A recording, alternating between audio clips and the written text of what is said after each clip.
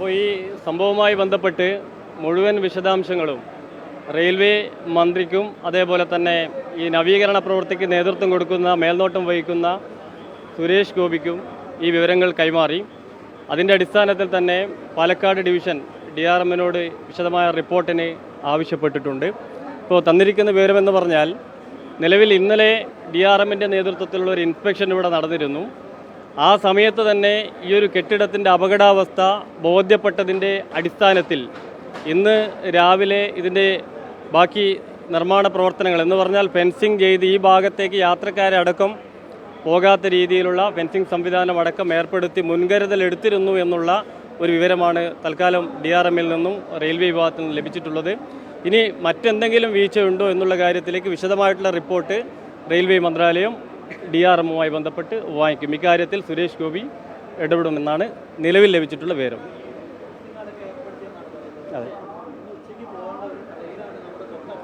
അതെ അക്കാര്യത്തെക്കുറിച്ചും ചോദിച്ചു. രാവിലെ 9 മണിക്ക് വന്ന ട്രെയിനാണിത്. 2 മണിക്ക് പോകുന്നതിന് മുമ്പ് പ്ലാറ്റ്ഫോം മാറ്റിയിട്ടുള്ള എന്തെങ്കിലും ബദൽ സംവിധാനമാണ് അവർ പ്ലാൻ ചെയ്തത്. പക്ഷേ അതിനിടയിൽ തന്നെ ഇങ്ങനൊരു അപകടം ഉണ്ടായിട്ടുണ്ട്. തീർച്ചയായും അല്ല, അതാണ് ഞാൻ പറഞ്ഞിട്ടുള്ളത്.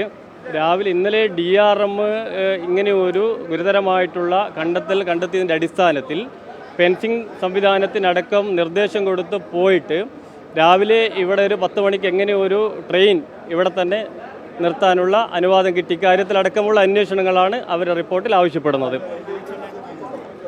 അല്ല, അതാണ് നമ്മൾ പരിശോധിക്കേണ്ടതായിട്ടുണ്ട്. നമ്മളിപ്പോൾ വിശദമായിട്ട് തന്നെ ഞങ്ങൾ ആ റിപ്പോർട്ട് മിനിസ്റ്റർക്കും കൊടുത്തു, റെയിൽവേ മിനിസ്റ്റർക്കും കൊടുത്തു. കാര്യത്തിലുള്ള അന്വേഷണം നടക്കുകയാണ്. ഇന്ന് തന്നെ അടിയന്തര റിപ്പോർട്ട് കിട്ടി. ബാക്കി കാര്യങ്ങൾ നമുക്ക് നോക്കാം.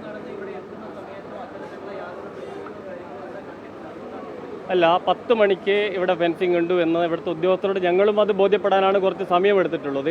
അക്കാര്യം വെച്ച് തന്നെയാണ് ഞങ്ങളും റിപ്പോർട്ട് കൊടുത്തിട്ടുള്ളത്. അത് അന്വേഷിക്കേണ്ട കാര്യമാണ്. 10 മണിക്ക് അവർ ഫെൻസിങ് ചെയ്തു. ഈ ഭാഗത്തേക്ക് എന്ന് പറഞ്ഞാൽ ഈ നിലവിൽ അപകടം സംഭവിച്ച ഭാഗത്തേക്ക് യാത്രക്കാരാരെയും കടത്തിവിടാത്ത വിധത്തിൽ തന്നെ ചെയ്തിട്ടുണ്ട് എന്ന് ഇപ്പോൾ അതിന് നേതൃത്വം കൊടുത്ത ഒരു റെയിൽവേ ഉദ്യോഗസ്ഥനെയും ഞാൻ കണ്ടു. പക്ഷേ എന്തിന് ഇത്ര വൈകി എന്നുള്ള കാര്യത്തിൽ, അങ്ങനെ ഒരു കാലതാമസം എന്തെങ്കിലും വന്നിട്ടുണ്ടോ എന്നുള്ള കാര്യത്തിൽ കൂടി അന്വേഷണം നടത്തേണ്ടതായിട്ടുണ്ട്. അക്കാര്യങ്ങളൊക്കെ തന്നെ അന്വേഷണ പരിധിയിൽ വരണമെന്നാവശ്യപ്പെട്ടാണ് ഞങ്ങൾ റിക്വസ്റ്റ് അയച്ചിട്ടുള്ളത്. എന്തായാലും അക്കാര്യത്തിൽ വലിയ ഇടപെടൽ റെയിൽവേ മന്ത്രാലയത്തിൻ്റെ ഭാഗത്തു നിന്നും ഈ റെയിൽവേയുടെ നവീകരണ പ്രവർത്തനത്തിൻ്റെ മേൽനോട്ടം വഹിക്കുന്ന സുരേഷ് ഗോപിയുടെ ഭാഗത്തു നിന്നും ഉണ്ടാവും.